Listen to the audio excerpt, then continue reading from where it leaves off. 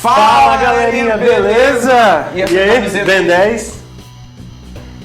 Esse camiseta do Vila Nova, hein? Não é do Vila Nova não, é do Liverpool. Eu parei de torcer pro Vila. Eu falo isso publicamente. É um time vagabundo. Vagabundo que não quer nada pra subir pra Serra. Real que eu pago, não vale o real que eu vou no Serra Dourada ver o Vila Nova. Cansei do Vila Nova. Eu também cansei. Não, nunca fui Vila Nova. Pra quem não sabe, nós somos de Goiânia, né? E aqui os times principais aqui é o Goiás, Vila e Atlético. Exato. Mas quem é Vila Nova sofre demais, gente. Tem que cair na real, parar de sofrer. Vida sofrida demais. É sofrido. Né? Chama a vinheta. Vamos lá.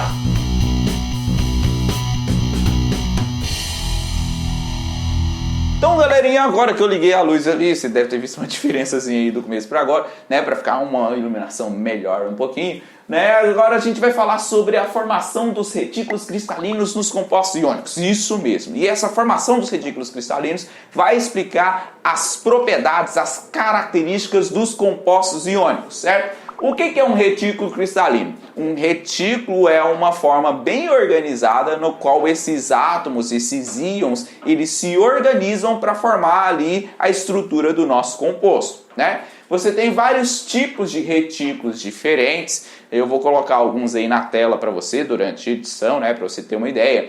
Retículo cubo de face centrada, cubo de corpo centrado, que é a maneira como os átomos se organizam. E essa estrutura ela vai se repetindo ali durante toda a extensão do nosso composto, do nosso objeto formado por aquele composto, certo? Se você pega aqui o NaCl, galera, você não tem apenas um Na e apenas um Cl. Você não tem apenas um cátion e um ânion, você tem um retículo, é uma estrutura complexa onde esses átomos se organizam, né? Para cada Na ali, ó, você tem vários Cls ao seu redor. Para cada Cl, você tem vários Nas ao seu redor e eles se organizam assim, ó, alternando as cargas, né? E aí eles formam lá os retículos que vão se repetindo na extensão de todo o nosso composto, certo? Agora, esse retículo aqui tem ligações iônicas para todos os lados. Um Na, ele faz ligação iônica com vários cloros ao mesmo tempo.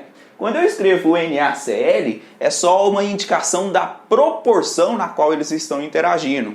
NaCl significa que para cada Na tem um Cl, mas não significa que tem apenas um Na e um Cl na estrutura do composto, certo? Esse retículo vai explicar as propriedades dos compostos iônicos. E essas propriedades o Pavanelli vai explicar melhor para vocês.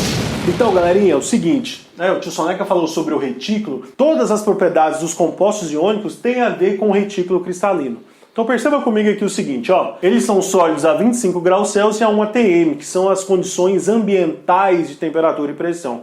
Perceba comigo o seguinte, ó, a interação entre esses íons é muito grande. Né? Nós temos aqui um ânion e nós temos um cátion. Então a interação dele é muito grande. Então por causa disso a tendência é de ser um composto compactado. Então uma carga está atraindo a outra, esse grau de compactação que a gente já falou lá na primeira aula da nossa regravação das playlists, né? Lá na introdução à química, qual que é o comportamento das substâncias no sólido, líquido e no gasoso. E a gente falou que no sólido nós temos um alto grau de compactação entre as partículas. Por causa disso, nós temos uma tendência desses compostos iônicos serem sólidos à nossa temperatura ambiente. Agora, eles são duros e quebradiços. Tio Soneca falou para vocês que ele tem diversas formas de retículo. Mas você já viu uma pedrinha de sal grosso? Que é quando nós derretemos o sal fino e aí ele vira uma grande pedra e a gente quebra lá depois tudinho e vira aquelas pedrinhas de sal grosso. Você vê que ela parece um cristal, que ela tem uma face ali. Justamente naquela face, que é fácil de ser quebradiço, nós vemos uma proporção desses componentes. Ó, então eles são duros e quebradiços. Por quê? Porque quando você empurra um ânion em direção para baixo, você coloca um ânion do lado do outro. E aí acontece o rompimento desse retículo, formando então uma quebra. Agora, ele tem alto ponto de fusão e alto ponto de ebulição. Perceba que a junção de um ânion e de um cátion, eles estão juntos, eles não querem se separar. Por causa disso, eles vão ter um alto ponto de fusão e um alto ponto de ebulição. Por isso, por exemplo, o NaCl, o ponto de fusão dele é aproximadamente 800 graus Celsius, velho. Cara, é muito alto. É por isso que você coloca o sal na panela aí da sua casa, somente sal, ele não derrete. Você liga o fogo lá, a temperatura do fogão da sua casa não chega a 800 graus. Então por isso que ele não derrete. Em compensação, o açúcar, que ele não é feito de ligações iônicas, mas sim de ligações covalentes, você vê que ele derrete, porque é muito mais frágil. E ligações covalentes a gente vai falar um pouquinho mais pra frente. Agora, perceba comigo o seguinte, ó. Eles conduzem corrente elétrica quando fundidos ou dissolvidos. Se a gente derreter, por exemplo, esse retículo aqui, a gente colocar ele fundido, passar ele para o estado líquido, nós teremos o formato dos íons, né? Os íons vão estar soltos no meio dessa solução. O que acontece?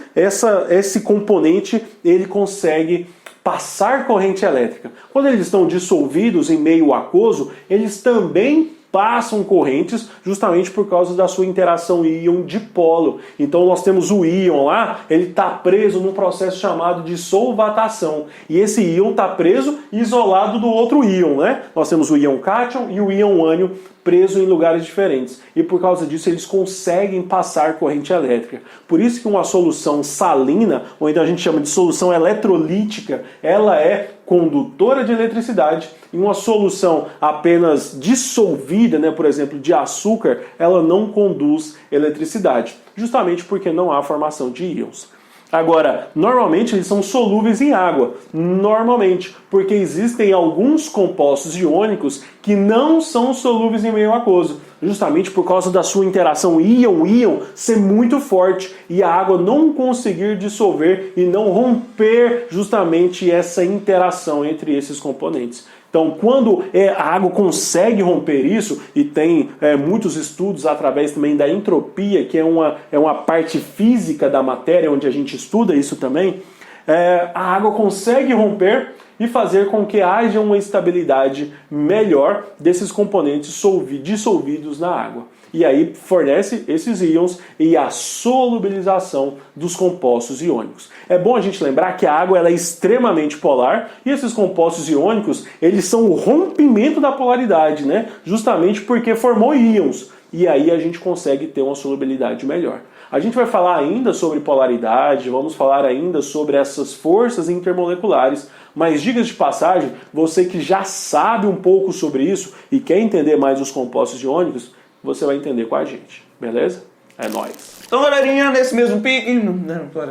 Era massa, velho, eu gostava desse canal, que é o Zé Graça, né? Exato. Ô, galera, vamos aqui encerrando agora as ligações iônicas e na próxima aula a gente já começa com ligação covalente. É isso aí mesmo, velho. Vem com a gente, tá?